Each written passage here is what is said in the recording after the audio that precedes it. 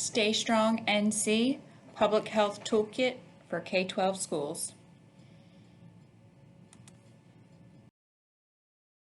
Opening Plan B, moderate social distancing. It is a more restrictive plan. School facilities are open with additional requirements for social distancing and minimizing exposure and transportation. Limit density of people in school facilities to adhere to health and safety requirements. Enhanced health protocols, blended learning for all. Social distancing and minimizing exposure. Social distancing is a key tool to decrease the spread of COVID-19. Social distancing, which is physical distancing, means keeping space between yourself and another people outside of your home. Schools are required to provide social distancing floor seating marks in waiting and reception areas. Mark 6 feet of spacing to remind students to stay 6 feet apart in lines and other times when they may congregate. Discontinue the use of any self-serve food or beverage distribution in the cafeteria. Example, meals and/or snacks served at school should be individually packaged and served directly to students. Milk or juice may be available separately and should also be served directly to student. As always, ensure the safety of children with food allergies. Schools are required to mark 6 feet of spacing to remind school nutrition staff to stay 6 feet apart throughout food distribution. Arrange furniture or block off seats such as desks, chairs, or other seating in classrooms, break rooms, reception areas, and cafeterias so that students, teachers, staff, and visitors are separated from one another by at least 6 feet. Provide frequent reminders for students, teachers, staff, and visitors to stay at least 6 feet apart from one another. It is recommended that schools minimize opportunities for sustained exposure, 15 minutes or more within 6 feet distance between students, teachers, staff, and visitors in areas they may congregate, such as in waiting and reception areas, when in line, during transitions, or waiting for transportation. Provide frequent reminders for staff, students, teachers to stay at least 6 feet apart from one another when feasible. Place physical barriers such as plexiglass for protection at reception desks and similar areas. Arrange furniture such as desks or seating in classrooms, break rooms, and reception areas so that students, teachers, staff, and visitors are separated from one another by at least 6 feet when feasible. If it is not possible to arrange seating 6 feet apart, consider having all students, teachers, staff, and visitors sit facing the same direction. Example, all sitting on the same side of the table or using barriers between people. Recommendations continued.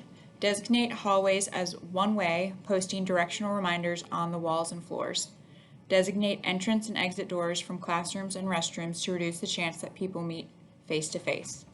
Keep students and teachers in small cohort groups that stay together as much as possible during the day and from day to day. Limit mixing between cohort groups as much as possible. For example, during recess, lunch in the cafeteria, during arrival and dismissal. If social distancing is not possible in the cafeteria, have meals delivered to the classroom or have students bring food from the cafeteria back to their classroom to eat. Social distancing and minimizing exposure. Considerations for operating in the cafeteria.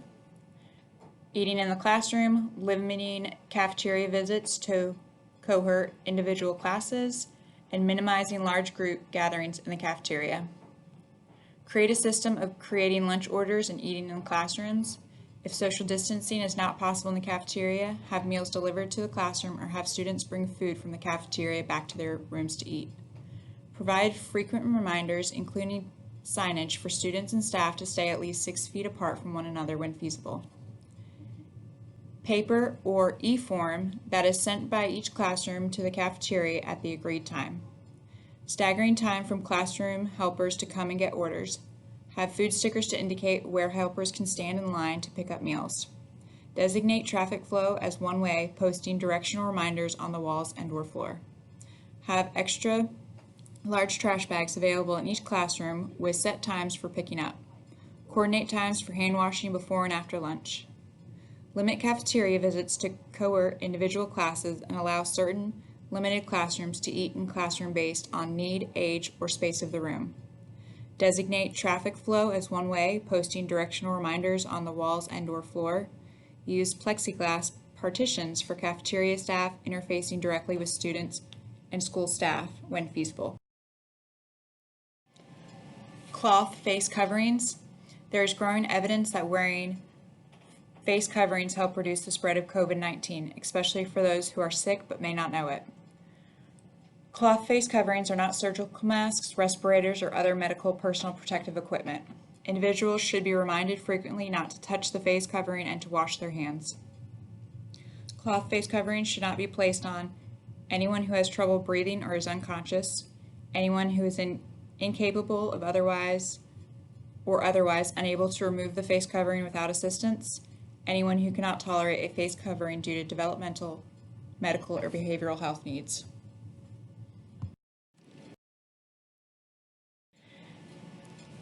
NCDHHS requirements ensure that all students from kindergartner through 12th grade and all teachers, staff, and adult visitors wear face coverings when they are or may be within 6 feet of another person, unless that person or family member for a student states that an exception applies, is eating, or is engaging in strenuous physical activity and able to maintain 6 feet distance from other people.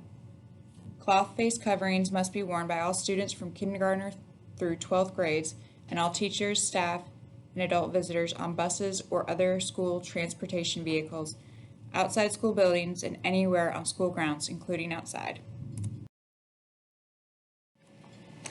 Cloth face coverings should not be placed on anyone who has trouble breathing or is unconscious, anyone who is incapable of otherwise unable to remove the face covering without assistance, anyone who cannot tolerate a face covering due to developmental, medical, or behavioral health needs, any child under the age of 2.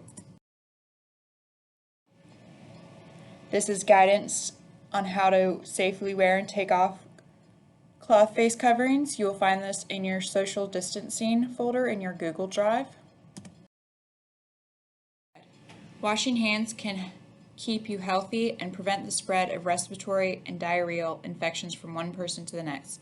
Germs can spread from one person to another or surface when you touch your eyes, nose, and mouth with unwashed hands, prepare or eat food and drinks with unwashed hands, touch a contaminated surface or object, blow your nose, cough, or sneeze into hands, and then touch other people's hands or common objects. Cleaning and hygiene. Hand washing is one of the best ways to protect yourself and your family from getting sick. Learn when and how you should wash your hands to stay healthy. Washing hands with soap for 20 seconds or using hand sanitizer reduces the spread of disease. Requirements. Provide adequate supplies to support healthy hygiene behaviors, such as soap, hand sanitizer with at least 60% alcohol for safe use by staff and older children, paper towels, and tissues. Teach and reinforce hand washing with soap and water for at least 20 seconds and/or safe use of hand sanitizer that contains at least 60% alcohol by staff and older children. Increase monitoring to ensure adherence among students and staff. Supervise use of hand sanitizer by students. Ensure that children with skin reactions and contradictions to hand sanitizer use soap and water. Reinforce hand washing during key times such as before, during, and after preparing food, before eating food, after using the toilet, after blowing your nose, coughing, or sneezing, after touching objects with bare hands which have been handled by other individuals. Hand sanitizer with at least 60% alcohol at every building entrance and exit, in the cafeteria, and in every classroom for safe use by staff and older students. Systematically and frequently check and refill hand sanitizers. Encourage staff and students to cough and sneeze into their elbow and/or cover with a tissue. Used tissue should be thrown in the trash and hands washed immediately with soap and water for at least 20 seconds. Incorporate frequent hand washing and sanitation breaks into classroom activity. Allow time between activities for proper cleaning and disinfection of high-touch surfaces. Establish a schedule for and perform ongoing and routine environmental cleaning and disinfecting of high-touch areas. such as door handles, stair rails, faucet handles, toilet handles, playground equipment, drinking fountains, light switches, desks, tables, chairs, kitchen countertops, cafeteria and service tables, carts, and trays with an EPA-approved disinfection for SARS-CoV-2, the virus that causes COVID-19. An increased frequency of disinfection during high-density times and disinfection of all shared objects, such as gym or physical education equipment, art supplies, toys, games, in between use. Ensure safe and correct use and storage of cleaning and disinfection products, including securely storing and using products away from children and allowing for adequate ventilation when staff uses such products. Limit sharing of personal items and supplies such as writing utensils. Keep students' personal items separate and in individually labeled cubbies and containers or lockers. Limit use of classroom materials to small groups and disinfection between uses, or provide adequate supplies to assign for individual student use. Ensure that all non-disposable food service items are minimally handled and washed with hot water and soap or in a dishwasher, or use disposable food service items such as plates and utensils. Key times to wash hands. You can help yourself and your loved ones stay healthy by washing your hands often, especially during key times when you are likely to get and spread germs. Before, during, and after preparing any food, after handling raw meat, poultry, seafood, and eggs, before eating, after touching garbage, after wiping counters or cleaning other surfaces with chemicals, after blowing your nose, coughing, or sneezing, before and after caring for someone at home who is sick with vomit or diarrhea, before and after treating a cut or wound, after using the bathroom. During the COVID-19 pandemic, you should also clean hands after you have been in a public space and touched an item or surface that may be frequently touched by other people, such as door handles, tables, gas pumps, shopping carts, or electronic cashier register screens. Before touching your eyes, nose, or mouth, because that's how germs enter our bodies. Washing hands before and after using gloves. Washing your hands is important even if you're wearing gloves. Be sure to wash your hands before and after using gloves to prevent the spread of germs. You can contaminate gloves with germs from your hands when you put on gloves. Contaminated gloves can spread germs to your hands when you remove the gloves. How to clean and disinfect. Clean.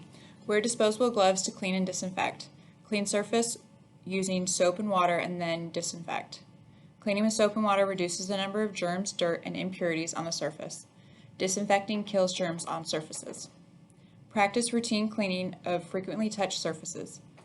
More frequent cleaning and disinfection may be required based on level of use. Surfaces and objects in public places, such as shopping carts and point-of-sale keypads, should be cleaned and disinfected before use. High-touch surfaces include tables, doorknobs, light switches, countertops, handles, desks, phones, keypads, toilets, faucets, sinks, etc. Symptoms. Requirements include enforcing that students and staff stay home if they have tested positive for or are showing COVID-19 symptoms until they meet the criteria for return.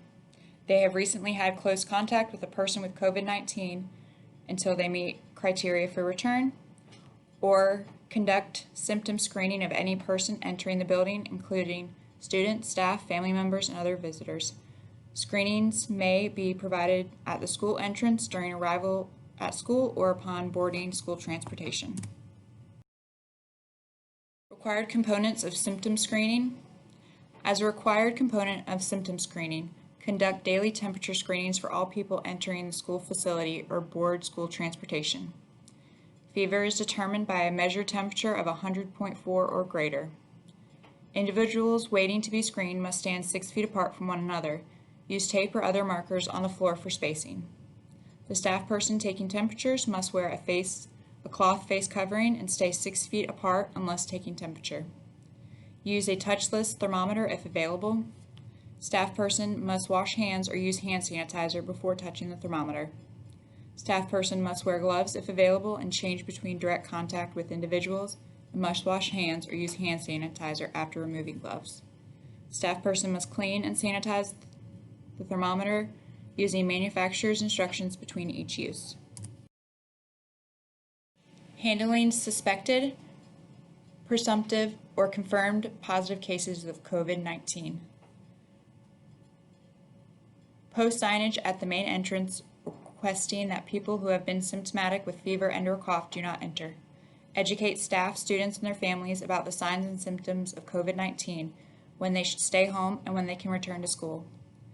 Establish a dedicated space for symptomatic individuals who will not be used for other purposes.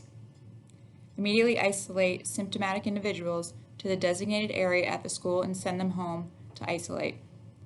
Ensure symptomatic students remain under visual supervision of a staff member who is at least 6 feet away. The supervising adult should wear a cloth face covering and/or surgical mask.